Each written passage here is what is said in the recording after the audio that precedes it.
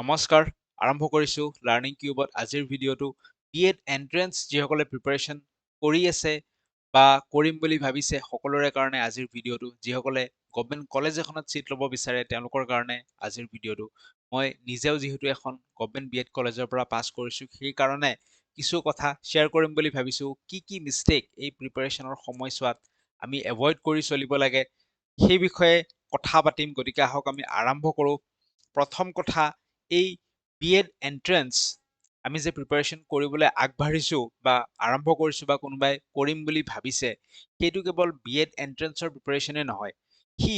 ডাঙৰ গোল এটা এচিভ কৰাৰ প্ৰথমটো খোজ 75,000 কি লিখা আছে কিছুদিন আগতে অসমৰ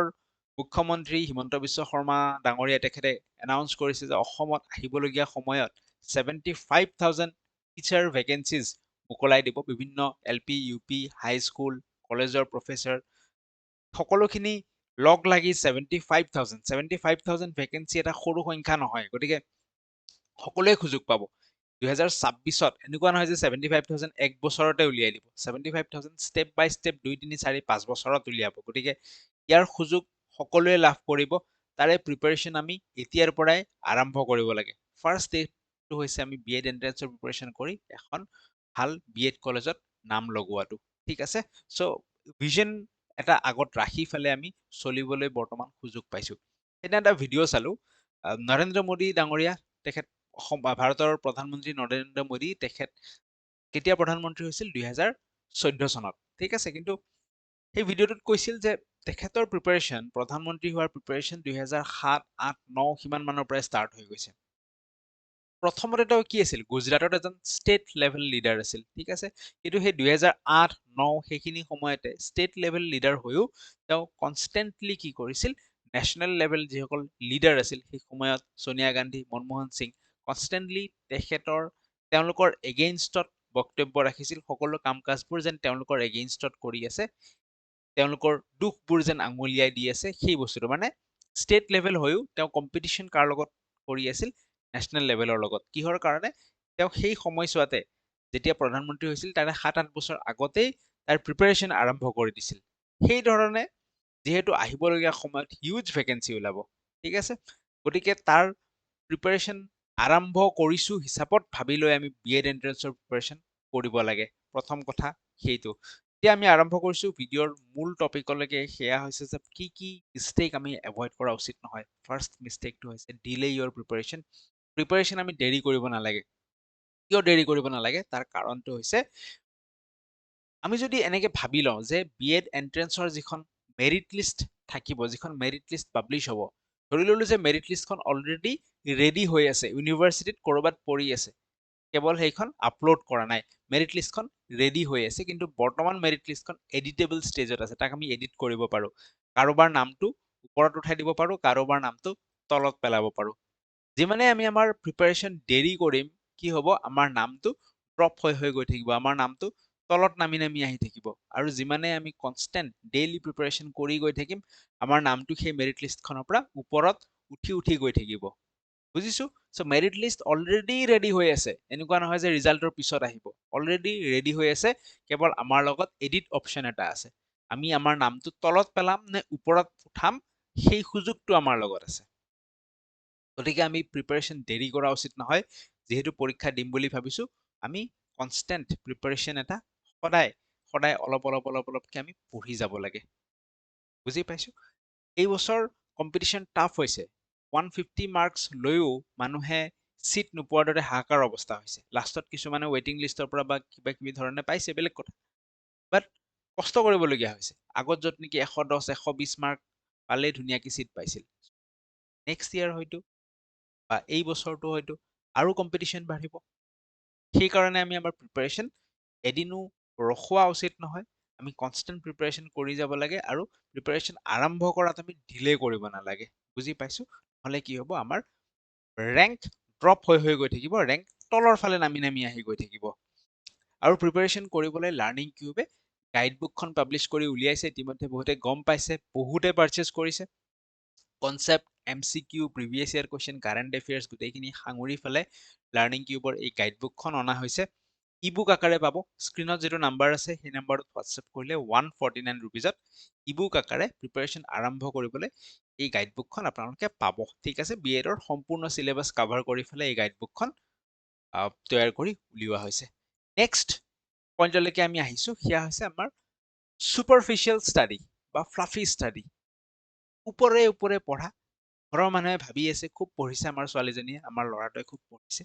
কিন্তু ল'ৰাটোৱেও জানে ছোৱালীজনীও জানে যে মাথাতে একো সোমোৱা নাই সেইটো সুপাৰফিশিয়াল ষ্টাডি উপৰে উপৰে পঢ়ি আছো দেখাবলৈ পঢ়ি আছো এনে হাতৰ আখৰ মানে ধুনীয়াকে কিবা কিবি লিখি আছো একদম ভৰাই ভৰাই পেজ ভৰাই ভৰাই নোটছ লিখি আছো দীঘল দীঘল চেন্টেন্সত বাট ল'ৰাজনে বা ছোৱালীজনী নিজেও জানে কামত অহা নাই কি পঢ়ি আছে নিজেও নাজানে আহিবনে নাই পৰীক্ষাত তাৰো কোনো গ্যাৰেন্টি নাই প্ল্যান নাই একো পঢ়ি আছো কিন্তু উইদাউট প্ল্যানিং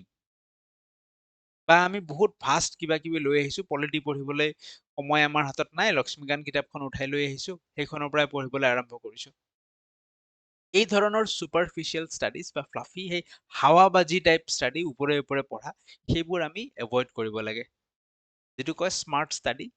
আমি কনসিয়াসলি ডিসাইড কৰিব লাগে প্ল্যান কৰি ফেলে যে আমি কি কি পঢ়িম কোনবোৰ আমাৰ প্ৰায়োৰিটি টপিকস কোনবোৰৰ পৰা ৰিপিটেডলি কোৱেশ্চনছ আহিছে সেইবোৰ আমি ডিসাইড কৰি প্ল্যান কৰি ভালকে পঢ়িব লাগে প্ল্যান ওয়াইজ পঢ়িব লাগে কন্টেন্ট যিমান পাৰো আমি শৰ্ট কম ৰাখিব লাগে কম কন্টেন্ট যাতে আমি ৰিটেইন কৰিব পাৰো মাইন্ডত ৰাখিব পাৰো এতিয়া কম কেনেকে পাম কোনবোৰ টপিক ইম্পৰ্টেন্ট কোনবোৰ টপিক কি হয় তাৰ কাৰণে আমি প্ৰথমতে প্ৰিপাৰেচন আৰম্ভ কৰাৰ আগতে প্ৰথমতে আমি কি কৰিব পাৰো 2-3খন প্ৰিভিয়াস ইয়াৰ কোৱেশ্চন সলভ কৰিব পাৰো এতিয়া যেতিয়া মই কম প্ৰিভিয়াস ইয়াৰ কোৱেশ্চনছ তেতিয়া ইউটিউবত প্ৰিভিয়াস ইয়াৰ কোৱেশ্চনছ মাৰি দিলে বহুত এনেকুৱা ভিডিও আহে প্ৰিভিয়াস ইয়াৰ কোৱেশ্চনছ কোৱেশ্চন আনসাৰ হেতু আনসাৰ কি হয় হেতু প্ৰিভিয়াস ইয়াৰ কোৱেশ্চন নহয় তাত কোনো এনালিসিস নাথাকে আমি পাৰিলে পেপাৰখন নিজে ল'ব লাগে পেপাৰখন নিজে লৈ প্ৰত্যেকটো প্ৰশ্ন আমি ধুনীয়াকে সময় দি পঢ়ি যাব লাগে ম্যাথছ যদি আছে ম্যাথছ কেইটা কৰি যাব লাগে যদি দেখিছো যে বাৰে বাৰে ৰিপিটেডলি কোনোবা এটা টপিকৰ পৰা প্ৰশ্ন আহি আছে এই টপিকটো আমি নোট কৰি থলো পিছত আমি সেই টপিকটো ভালকে আকৌ পঢ়ি থলো পেপাৰ ওয়াইজ সময় দি ফেলে সময় দি যাব লাগিব 15 মিনিটত 20 মিনিটত ইউটিউব ভিডিঅ'ত গোটেই 70 নম্বৰৰ 100 নম্বৰৰ প্ৰশ্নৰ শেষ কৰি দিছে এইটো আনসাৰ কি হেতু কেতিয়া কামত আহে আজি মই পৰীক্ষা দিলো মই মিলাই চাব লাগে মোৰ কেইটা শুদ্ধ হল কেইটা ভুল হল তাৰ কাৰণে কামত আহে এই আনসাৰ কি প্ৰপাৰ প্ৰিভিয়াস ইয়াৰ কোৱেশ্চনছ কৰিব হলে কোৱেশ্চন পেপাৰখন নিজে লৈ ফেলে আমি ধুনীয়াকে কৰিব লাগিব সময় দি কৰিব লাগিব আমি অবজাৰ্ভ কৰিব লাগিব কোনবোৰ টপিক ৰিপিট হৈ আছে সেই ধৰণে আমাৰ আইডিয়া বাঢ়িব যে কোনবোৰ পইণ্টত কোনবোৰ বস্তু আমি পঢ়িব লাগে কোনবোৰ বস্তু আমি এভয়েড কৰিলেও চলি যায় কোনবোৰ বস্তুৰ কোনবোৰ টপিকৰ পৰা ৰিপিটেড কোৱেশ্চনছ আহে ঠিক আছে সো যিমান পাৰো আমি সুপাৰফিশিয়াল ষ্টাডি এভয়েড কৰিব লাগিলে কাৰোবাক সুধি ফেলে পঢ়িব লাগে আৰু সদায় প্লেনিঙত আগবাঢ়িব লাগে ম্যাথছ পঢ়িম প্ৰথম কথা যে ম্যাথছত কি কি টপিক আছে তাৰ পিছত আমি কাৰোবাক সুধি ললো যে কোনটো টপিক মই প্ৰথমতে পঢ়িম নেক্সট কোনটো পঢ়িম ধুনীয়াকে সেই হিচাপে টপিকবোৰ ইউটিউবত সাৰ্চ কৰি হওক যি ধৰণে হওক আমি পঢ়ি যাব লাগে ঠিক আছে সো এই হাৱাবাজি টাইপ ষ্টাডি দেখাবলৈ পঢ়া ঘৰৰ মানুহে ভাবি আছে পঢ়ি আছে সেইবোৰ অলৱেজ এভয়েড কৰি চলা উচিত নেক্সট হৈছে যে খুব বেছি কনফিউজনত থাকা আৰু ডাইৰেকশনলেস হৈ থাকা বহুতে ভাবে যে প্ৰথমবাৰ বিএড এন্ট্ৰেন্স দিম মোৰ তাত আহিছে এনেকুৱা কুৱেৰি প্ৰথমবাৰ বিএড এন্ট্ৰেন্স দিম একো নাজানো ক'ৰ পৰা পঢ়িম কি কৰিম সবে প্ৰথমবাৰেই বিএড এন্ট্ৰেন্স দিয়ে এইটোতো ইউপিএসসি বা এপিএসসি পৰীক্ষা নহয় যে বাৰে বাৰে এটেম্প কৰিম তাৰপিছত গৈ কিনে এবাৰ সাকসেস হ'ব বিএড এন্ট্ৰেন্স নৰ্মেল কি আৰু সিট পাবলৈ লাগে এন্ট্ৰেন্সটো দিলে সিট পালে ললে পঢ়িলে ওলাই গল ঠিক আছে সো ইয়াত ইমান কনফিউজ হৈ থাকাৰ প্ৰয়োজন নাই বা ভয় কৰাৰ প্ৰয়োজন নাই সবে প্ৰথমবাৰ দিব কনফিউজন অতৰাবলৈ সদায় আমি এখন নোটবুক এটা আমাৰ লগত মস্ত ডাঙৰ ডায়েৰী নহয় পাতলা বহি মই এই বহিখন মই আহিছেনে কেমেৰাত ঠিক আছে এই বহিখন মই একদম পাতলা 10-20 টকীয়া বহি এই বহিখন মই মোৰ প্ল্যান কৰিবলৈ কনফিউজন আঁতৰাবলৈ ব্যৱহাৰ কৰোঁ